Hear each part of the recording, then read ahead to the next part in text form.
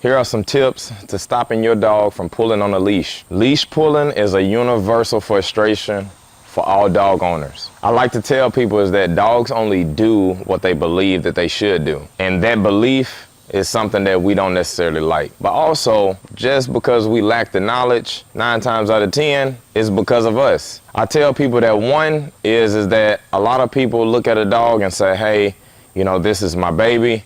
I don't like the dog to be uncomfortable. But I have a theory called survival and comfort that explains every single thing when it comes to a dog and the way that they view life. So by the dog not wanting to be uncomfortable, or by you not wanting the dog to be uncomfortable, we tend to put harnesses on dogs, which is the #1 reason why dogs feel like that they should pull. Dogs have a mindset that tells them that, hey, if something is pulling me in one direction, I need to go the opposite direction, which is called opposition reflex. So basically, when you put a harness on a dog and you're walking a dog or you're going places, etc., that opposition reflex, that pulling of the leash on that harness makes the dog wants to naturally pull. And what happens through repetition when the dog is pulling and then the walk is successful? The dog is going to keep doing it. What I like to tell people is that think of it in a way of you basically being able to complete an activity, and within doing that activity, you was able to exert so much energy and you have fun doing it. So realistically, people don't necessarily understand that they're promoting that behavior. 2 is putting a slip lead on a dog. I tell people is that when it comes to dogs, we have to really understand how they operate in order to change our feelings about how they go about life and what's going to actually help them. If the dog is uncomfortable when it comes to the slip lead, then 9 times out of 10, what's gonna happen? The dog is gonna find out how to find comfort. That's the comfort aspect of survival. The dog is gonna find comfort in saying that, hey, pulling does not do me any justice. If anything, it gives me this form of discomfort. If you utilize the leash the right way, then the dog will get to a point to where they choose the most comfortable route. 3, another tip is to at least teach the dog, even without a leash, to want to be beside you in the heel position. This is simply giving the dog food when they're beside you. All you do is take a piece of food, and when the dog is doing whatever it wants to do, dog comes to you, dog to your side, all you do is give them food right here in this position. What tends to happen is that we want the dog to be in positions or go places that they're not necessarily used to,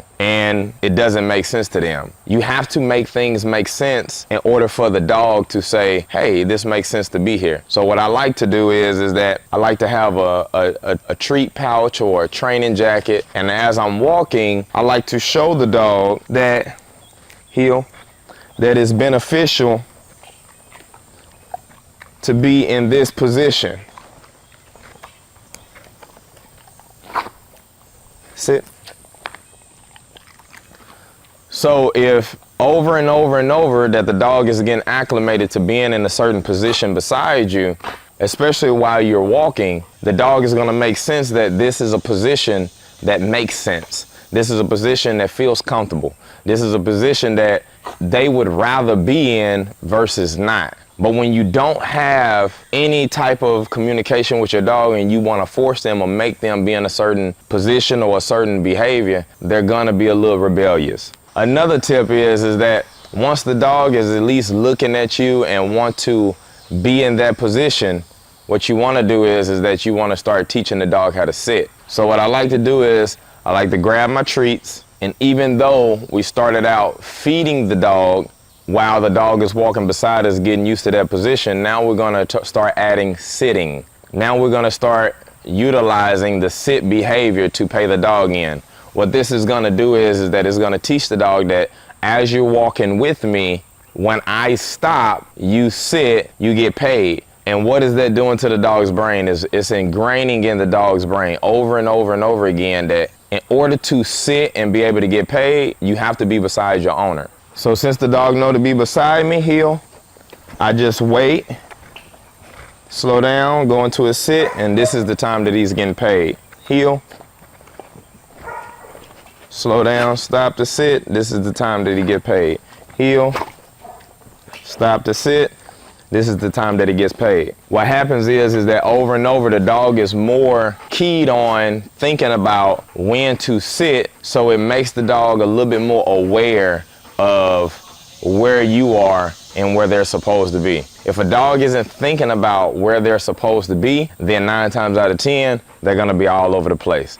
Last but not least, you wanna put the leash on the dog and do the exact same thing, which at this point, the dog will get to a point where the dog says, I don't care about the leash. I just wanna basically be there beside my owner so I can receive my rewards, do what I'm supposed to do to receive my rewards, and then voila, you got the behavior. Now, you probably asking, I don't want to have treats all the time. Now, you don't necessarily have to have treats all the time after the dog understands and wants to do the behavior. Think about that. After the dog understands and wants to do the behavior, what happens is that if you have your leash and utilizing leash pressure, utilizing a slip lead, then if the dog is beside you and you have built that relationship to where being beside you makes sense, then now you have more control over the situation, and the dog can say, no matter how many times I try to get out of this behavior,